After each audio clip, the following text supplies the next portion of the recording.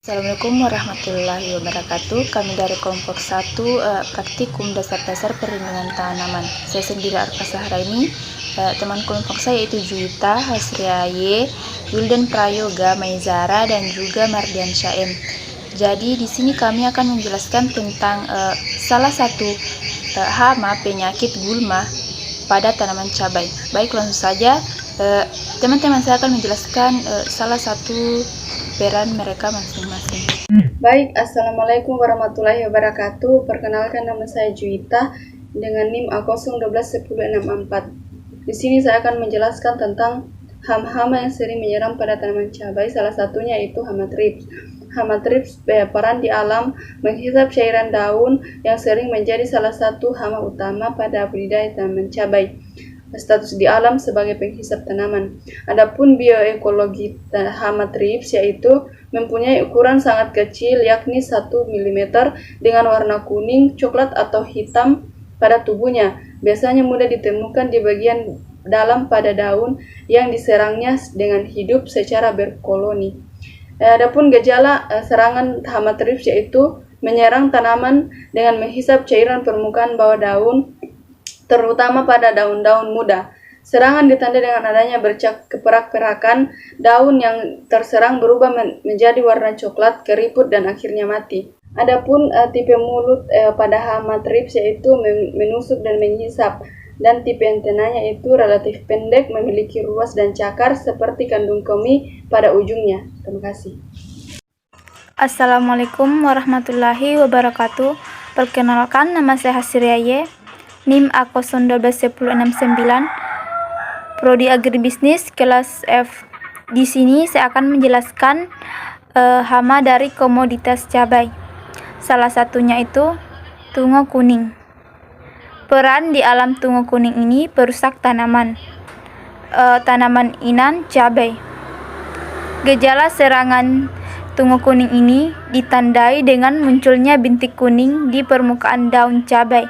Bintik tersebut lama-lama kelamaan melebar, lalu berubah menjadi kecoklatan, dan akhirnya menghitam.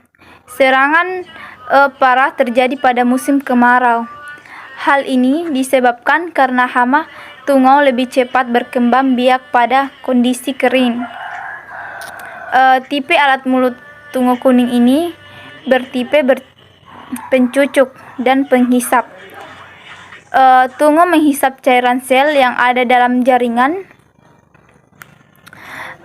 mursefil pada daun. Kehilangan cairan sel ini menyebabkan klorofil pada daun menjadi rusak dan menghambat proses fotosintesis tanaman cabai. Metamorfosis tungo kuning melewati stadium dalam siklus hidupnya yaitu telur, larva, dan imago.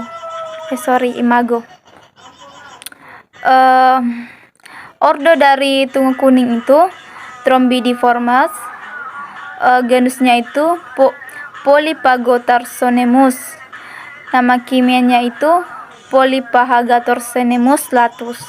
Sekian, itulah tadi hasil pemaparan saya. Assalamualaikum warahmatullahi wabarakatuh. Saya atas nama Yuldan Prayoga, NIM A0121074, kelas Agribisnis F 2021. Nah, di sini saya akan menjelaskan tentang gulma pada tanaman cabai. Adapun nama ilmiah dari gulma tersebut yaitu Cyanidrella nodiflora. Nama daerahnya yaitu Ropong dan nama Indonesianya yaitu Jotangkuda. Adapun ciri khas dari tanaman tersebut, warna daunnya lebar dan biasanya berwarna hijau. Dan aromanya pun berbau agak keras, sedikit menyerupai bau kambing. Dan adapun bentuk, daun tanaman berbentuk oval atau elips, duduk berhadapan dan berwarna hijau. Adapun pengelompokannya yaitu gulma berdaun lebar. Habitatnya berada di tempat, khususnya di tempat-tempat sedikit terlindung. Dan adapun manfaat dari tanaman tersebut, daun yang muda kadang-kadang dimanfaatkan sebagai labab. Sekian dan terima kasih. Saya Arfa Sahara ini. Di sini saya akan menjelaskan tentang salah satu gulma pada tanaman cabai. Nama gulma tersebut yaitu Panicum repens L, dan nama daerahnya yaitu Sari, dan nama Indonesianya yaitu rumput lempuyangan. Ciri khas dari gulma tersebut yaitu warnanya biasanya warna hijau, aromanya berbau basah dan bentuknya bulat oval dan daunnya kecil-kecil. Habitat dari tanaman gulma tersebut yaitu senang tumbuh di tempat yang lembab dan tidak menyukai kekeringan. Pengelompokan dari gulma tersebut yaitu rerumputan. Sekian dari Baiklah, Assalamualaikum warahmatullahi wabarakatuh. Di sini saya akan menjelaskan tentang isi poster saya yang mencakup penyakit pada daun cabai. Adapun penyakit pada daun cabai ini yaitu terserang oleh penyakit yang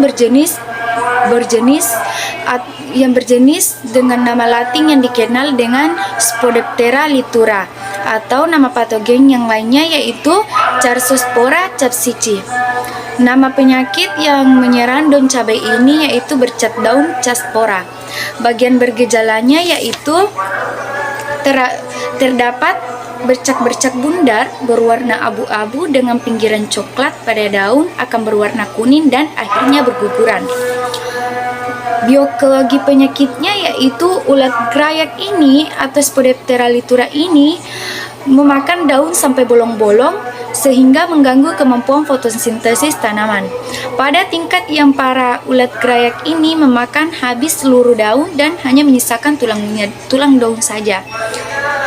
Siklus hidup penyakit ini yaitu Spodoptera litura mengalami metamorfosis sempurna dimulai dari stadi telur, larva, pupa, dan imago. Pergantian dari masing-masing itu berkisar antara satu minggu saja. Tanaman inang yaitu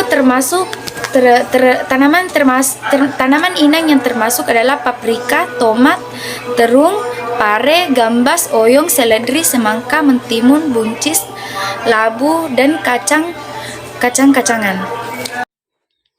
Baiklah, Assalamualaikum warahmatullahi wabarakatuh. Perkenalkan, nama saya Mardian Saim dengan NIM A01213551.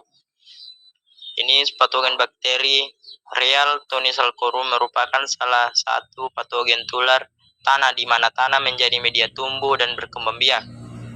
Lanjut, nama penyakit cabai hawar, Phytophthora pada tanaman cabai. Lesi dapat terbentuk pada tanaman di atas garis tanah sebelum tanaman layu dan mati. Nama patogen Polyelthorium caspiel merupakan cendawan patogen penyebab antraknosa pada berbagai buah tropis, terutama pada buah cabai. Gejala penyakit: bercak daun dapat menyebabkan kerusakan sejak dari persamaian sampai tanaman cabai berubah. Bioteknolog: penyakit perekayasaan genetika merupakan suatu usaha untuk memperbaiki sifat atau bentuk tanaman. Bagian bergejala penyakit ini terjadi pada leher batang bagian bawah tanaman cabai yang bersinggungan dengan tanah. Melakukan perempelan tunas air, penyiangan, dan pengaturan genangan air. Semua cara tersebut merupakan bagian dari tindakan pencegahan yang ditujukan agar lingkungan sekitar tanaman tidak lembab. Sekian dari saya.